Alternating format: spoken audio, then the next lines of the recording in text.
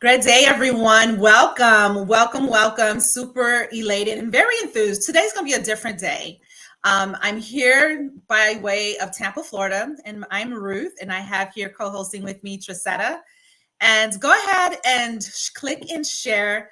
We're going to start here in a few. And here's the truth: we went and dived in so deep on habits. We're going to stem on that, but oftentimes, again, you all talk about it. Yes, you all shared it in terms of what's sort of keeping you in a pigeonhole with moving forward in your career. What roadblocks to eliminate? Yes, as we're wrapping up 2022 and gearing up for 2023, we certainly want to make sure of that our mindset is definitely in alignment with what we're looking to pursue in our next chapter in career. So without further ado, I'm going to kind of transition right in there. And if you all have questions, let me know, and we could just, put them into the comments area. But let's go ahead and start. Is that okay with you, Trasetta? I'm ready to go. Let's talk about it. Yes. So I love the fact on our last call, we talked about what activities or actions we can go through when it comes to shifting certain habits, especially if you're knowing that you're in the right motion, you're doing the acts, but somehow there's some sort of wall or some sort of brick that's definitely preventing you from getting noticed, getting back into the applications where you're getting callbacks, or perhaps you're got the interview process and somehow it just goes crickets. There's no one calling you back to letting you know, hey, this is the next steps. So what ways, number one, let's walk away with what can we share to help them to build upon that, as far as what mistakes to avoid, and talking about habits, what new habits they can form and how.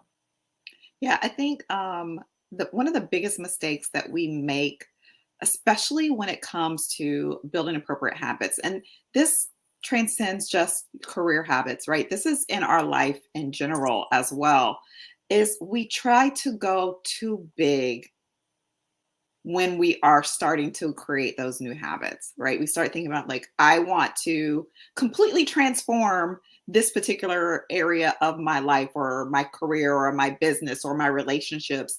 And so we set our sights too high. And now, listen, I am a dream big kind of gal. I am not trying to tell you to dumb down your dream, dumb down your vision. I'm not telling you that at all. What I'm talking about is, if we would shift from trying to completely transform to how can I make incremental improvements to that area, then what happens is you get quick wins and you set yourself up for success. Does that make sense? Like that. So, and here's a way to build upon those mini wins as well. So if you're already had a habit, let's just say you went on an application sprint and just started just applying. Let's kind of take it back a little bit on what form of habit you're wanting to create. And before that, just being, number one, your goal. What is your goal anyway? What is your motive? What is your purpose of wanting to shift that needle in your business or in your career?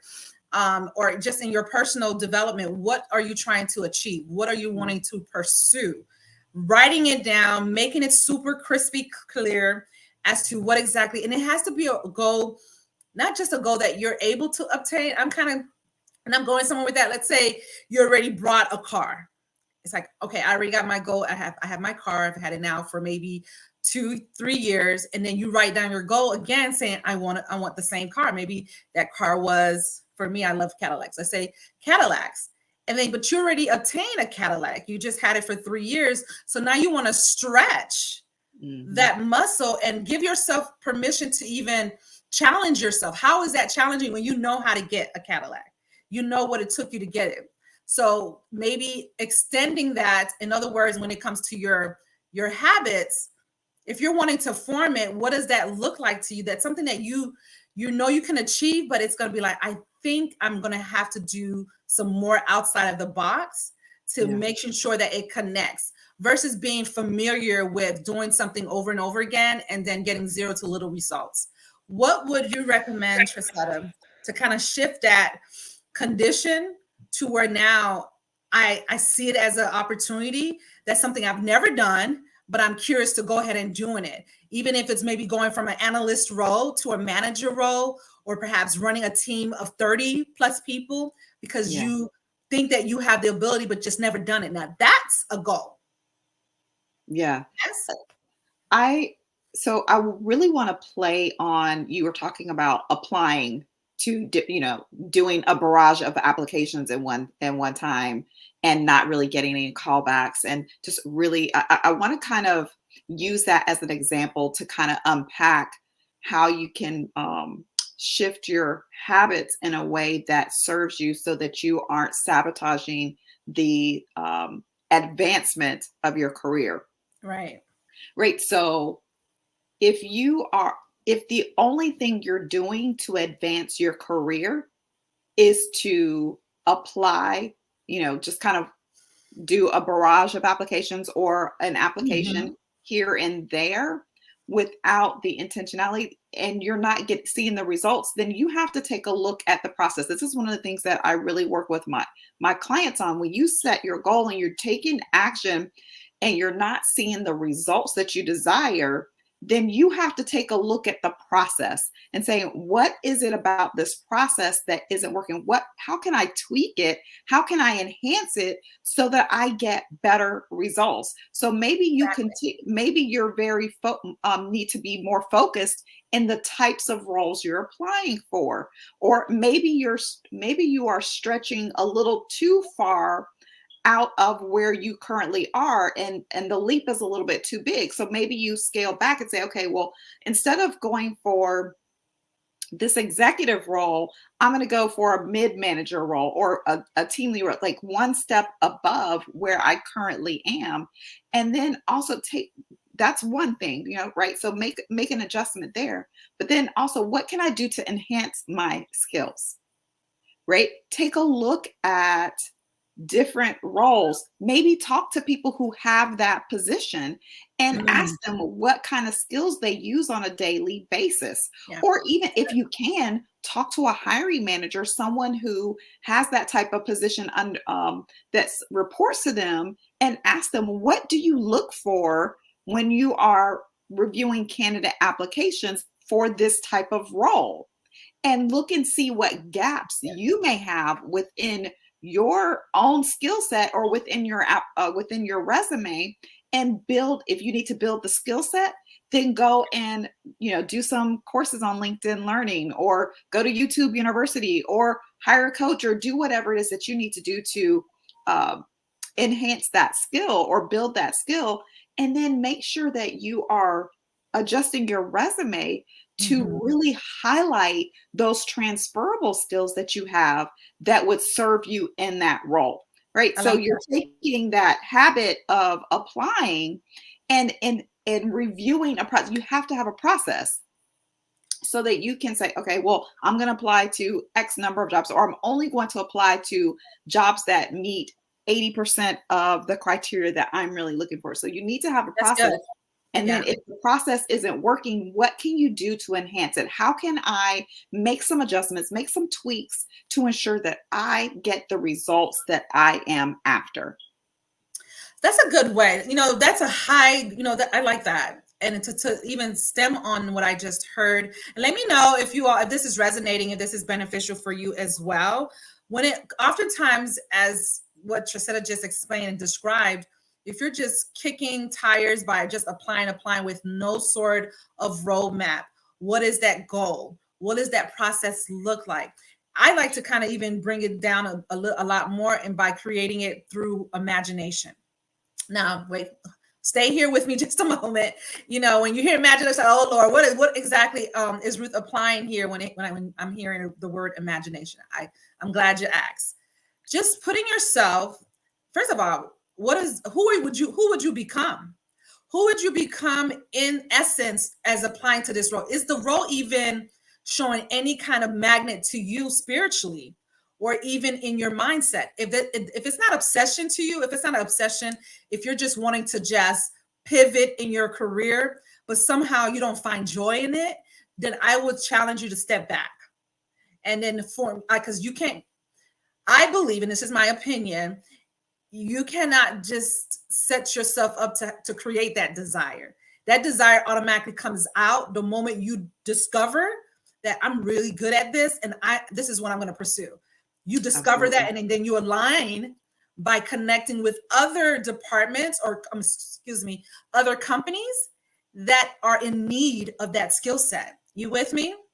That's what I believe you would be your first priority. Let's create that imagination. Who would you become? How would you even collaborate with other peers within that organization? Would your style change? Would you be better at communication? Like Trasetta said, would you even extend and do some more learning, higher education? Take for example, LinkedIn Learning. Is this helpful? Is this making sense? And so what other ways do you believe, Trasetta, in what I just described in terms of imagination versus just kind of autopilot, not even autopilot, but more so just being a leaf in a windy, flowing fall season, just flowing in the air without no kind of roadmap? So there's two things that I want to hit on or touch on that you mentioned, right? So you talked about the why behind you pursuing the thing. Like, is this something that really lights you up? Is this something that brings you joy? Do you get filled up? And I want to share with you just really quickly a story. When I first started my coaching practice, I did my very first event. It was a small training. There was about 12 people at this training that I did. I had someone help me to get it set up in Montgomery, Alabama. And I drove over, did this event, and I had them doing an exercise. So I was teaching, pause, had them doing an exercise, and I was just kind of floating around checking to see, how, if anyone needed any support or anything like that. And I remember thinking to myself, this is what I was born to do. Yes. How did you feel when you knew that was the tipping over moment for you? Absolutely amazing. And I was so high off of the thrill of doing what I know that I was put on this earth to do, which is to teach and to train.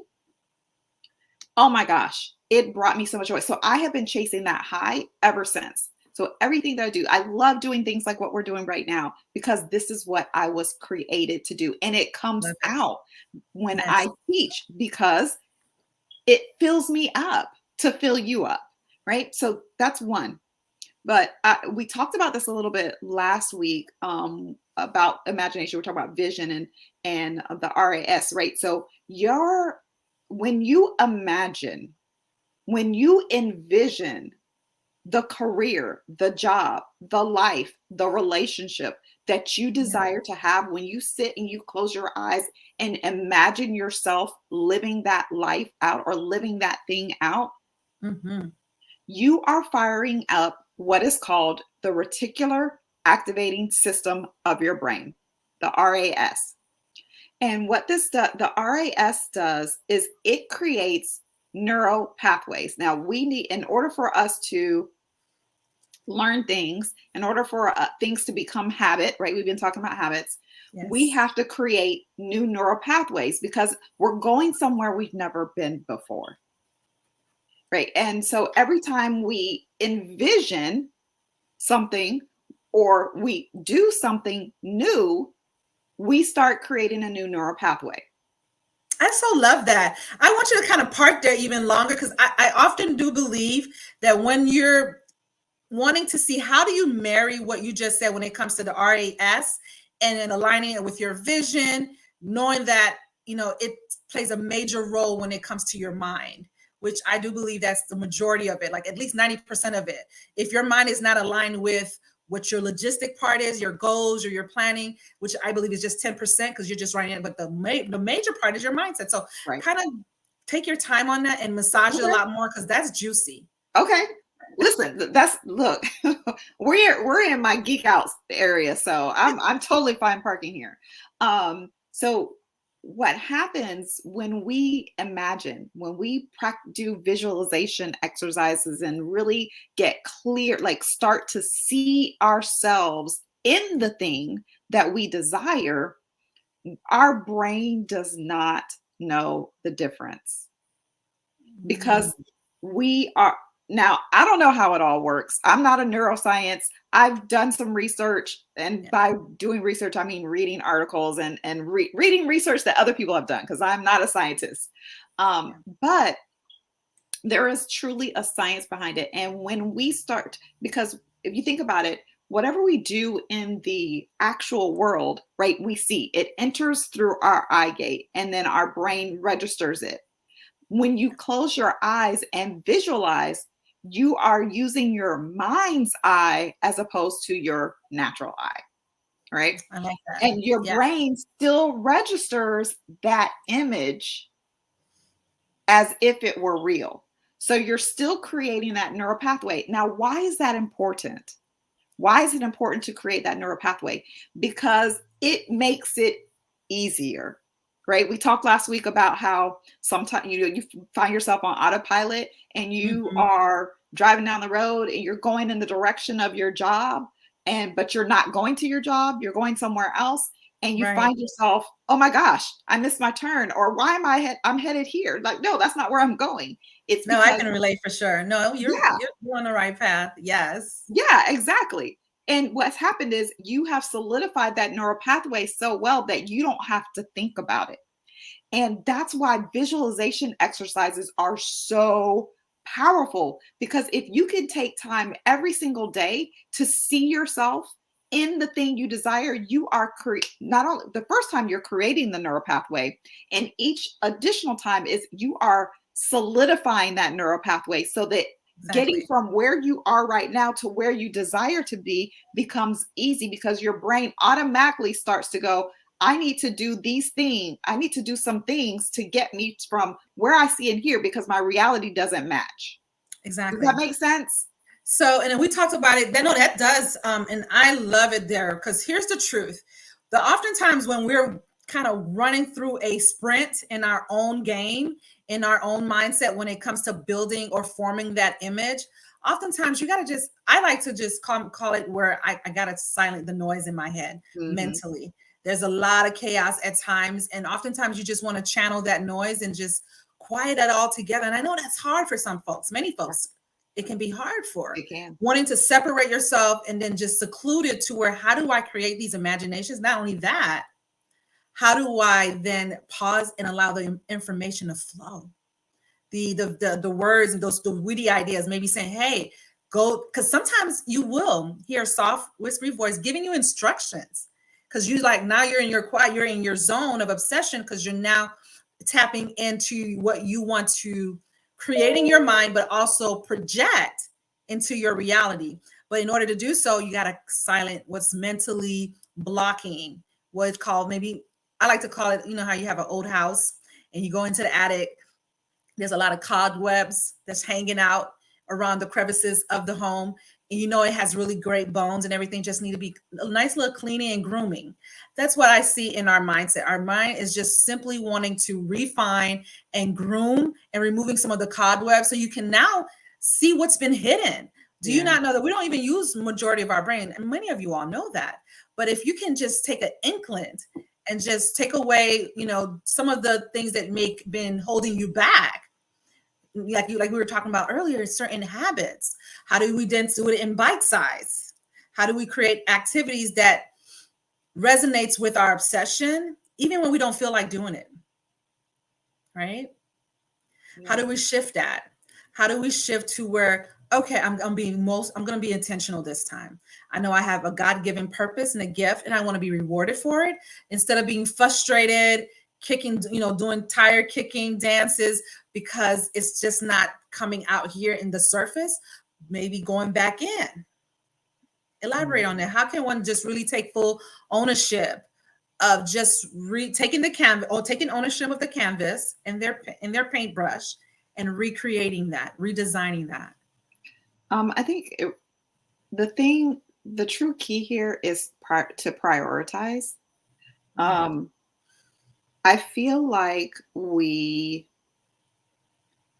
in this day and age, because of all of the things that are constantly coming at us, we're so much more easily distracted. And That's true. that's how we end up, so we've got all this noise going Yeah. on in our brain.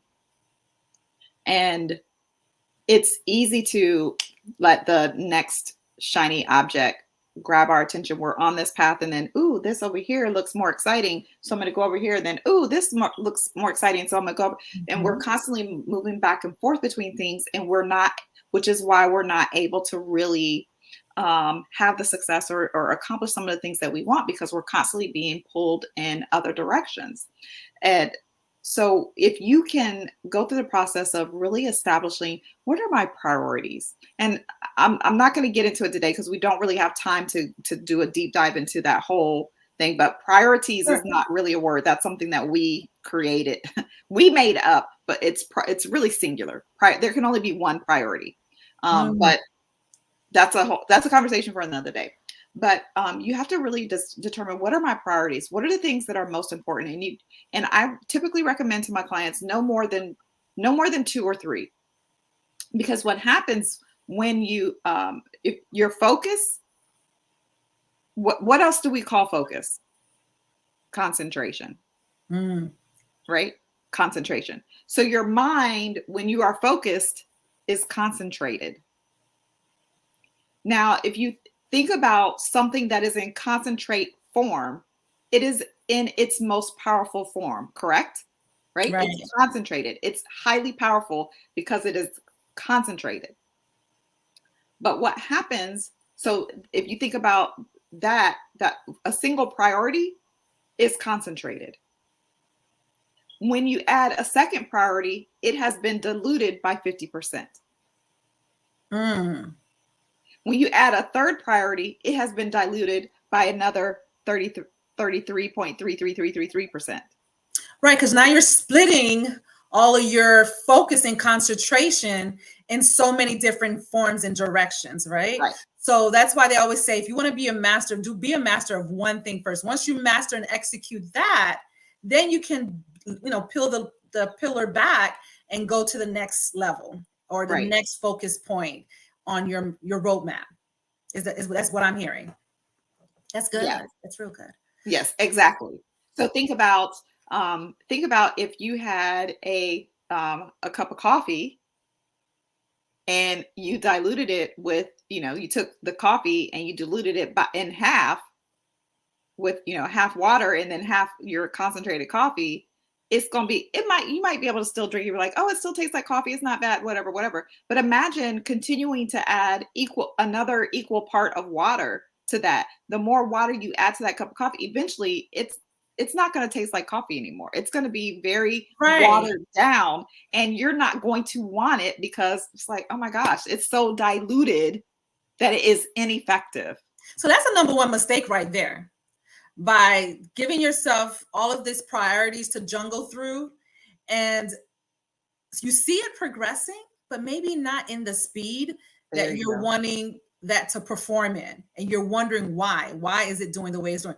So now you have to ask yourself, what is priority? Which one should I take on first and give it my full heart? So, in other words, if you have maybe 3 roles that you're looking to pursue, or maybe more than that, 3 plus roles, why? First, you want to ask yourself, which one is more top priority to you? Which one yields to you the most? Which one you're absolutely obsessed with? Are you truly obsessed with all 3 roles or all 3 companies? And if so, just focus on one, and focus on one in terms of the role that is, because you can still translate it to whatever companies that you're looking to land that opportunity with, that ideal company. But focus on targeting 1 to 2. I agree on that. So that way you're not watering it down. I love the way you said that, Trasetta. And then the second mistake when it comes to having to form that vision, or just really creating that new neural path inside of your mindset, is, are you consistently quit not being consistent? Anything that you're doing, you got to be consistent with. Or ask yourself, am I being consistent with it before I start, you know, catching a huge anxiety or having my emotions not regulated because I've now decided to go this way and then stopped and then waited another week or two and then went back into the ring of it and then stop. You have to give that power of consistency and opportunity to just, even when you don't feel like doing it. Am I right? Yes. And I have a secret hack to help you be consistent. And I'm not gonna charge y'all for this. I'm just gonna give y'all my little trick. Give it to them and me. But you know what the trick is? Yeah. Track it.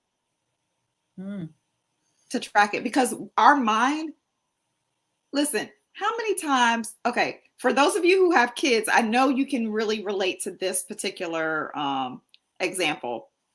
How many times have you run into someone that you haven't seen in a while and you don't think, you're like, oh, it's been a while, but you don't think it's been, maybe you think it's been 2 or 3 years. And you're like, oh my gosh, when was the last time we saw each other? And you start thinking, you're like, oh my gosh, little so-and-so was 6 years old and so-and-so is 19 now. Oh my goodness. Wow. And we're like, and I'm like, has it really been, what's the math, 13 years? Right. Right. It's, we don't have time conceptually in our mind is not the best, right? So you think, oh, it's only been a couple days since I last did X, but it's actually been a couple weeks, right? Exactly. So track it, find some sort of, keep it simple. Like I'm a spreadsheet gal. That's a huge mistake. A lot of people they're so frustrated. Like, why am I not meeting this goal? Why am I not meeting? I love the fact that eliminating that mistake of not being able to track. And you're mentioning a tool for an example. That way you can visually see it. Go ahead and elaborate more on that.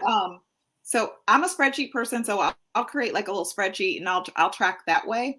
Because I like to geek out over that. But the simplest not only that, but seeing it, right? Seeing it on your face and seeing the measure of it, it does something to you. Now provokes you to have ways. Well, what do I need to do to improve? How do I need to connect? Maybe I need to add more resources. Maybe I need to get some support. Because clearly there's a gap. If you have a lot of reds, or if you're like a color person while you're tracking, and maybe certain things are red, orange, or yellow, or green, then you want to ask yourself, why do I have a lot more red this time? Because now you're able to see it, right? In terms of just running through the races. So I'm going to share just a few tools that you can, obviously you can do a spreadsheet, but you don't have to. That's just, me. Like I said, I like to geek out over that. The simplest tool that you can use to track your activity is to have a paper calendar on your wall or on your fridge or, on your mirror, wherever. Have a paper calendar up and literally mark an X for each day that you do whatever the action is. If it's something that you're doing on a daily basis, so if it's something you're doing on a weekly basis, maybe every Monday you apply for 3 jobs, or every Monday you do 30 minutes of training, whatever it is, make sure that you identify, what am I doing? How often am I doing it? And for how long, depending upon what it is, it may be for how long. And just put an X on the calendar each time you actually do the thing, because numbers don't lie. They don't. When you go back and look and say, I'm not getting the results I really desire, you can go back and look at that, whatever tool you're using to track, and say, did I do the actions? Did I do the activities that I said I was going to do? And you look and say, you know what? This week you did it twice. You're supposed to do it 5 times a week. This week you did it twice. The next week you did it 3 times. The next week you did it once. Yes. The next time you went 4 times. Next time you did 5 times. Like you weren't consistent. So you can't expect to get the results you desire if you're not consistent in the action. And like I said, numbers don't lie, but we will lie to ourselves if we don't have the evidence that says otherwise. So you could use, like I said, you could use a calendar, you could use a spreadsheet for, like, if you're someone who has to do like a certain number of things, like maybe you have to make sales calls, you can have Paper clips, if you got to make 10 sales calls today, then have 10 paper clips start on one, on your desk in the morning. And each time you make a sales call, the paper clip goes back into the paper clip cup holder, right? Until you don't stop until the paper clips are all in their rightful place. Whatever. I like that type of activity. Yeah. Tactical, tactical and practical that you can do to ensure that you are keeping up with the level of activity that you need to have in order for you to be successful and to get the results that you are after. This was good. So these are all 3 mistakes that you can then turn over, because again, the brain does not know the difference between hot and cold, or, any season. This is the perfect opportunity to then create that new neural path in your day-to-day activities. We mentioned number 1, how to form new habits and stemming it over to your imagination, your vision, how to definitely be in alignment with it, be obsessed with what exactly you're looking to do, pursuing that goal. And then once you write that goal, how do you measure it? How do you track it? By doing a tracking. So if you're not tracking, how are you going to know that you've even finish that race, or need to go back and maybe do some more improvement, or perhaps add some resources, maybe saying, you know what, I may need to get some support on this because I'm struggling in this area, because now you're able to see it. You can't see something and work and then decide to make, improvements on it if you're not able to see it. So this was absolutely amazing. Definitely look out for next Friday. This is our weekly on breaking boundaries, ways that you can definitely up level and go higher with myself, Ruth Mac, and Trasetta. Thank you all for joining. If this was super resonating with you, do not take this lightly, and we do appreciate you sharing the love. Go ahead and share it, and if you're not followed by any of one of us, definitely connect. Our goal is to definitely share more of these valuable, and if you have other things that you may love for us to discuss, go ahead and shoot us a message, or maybe add it into the comments below. In the meantime, have an amazing day. Talk to you all soon. Bye for now.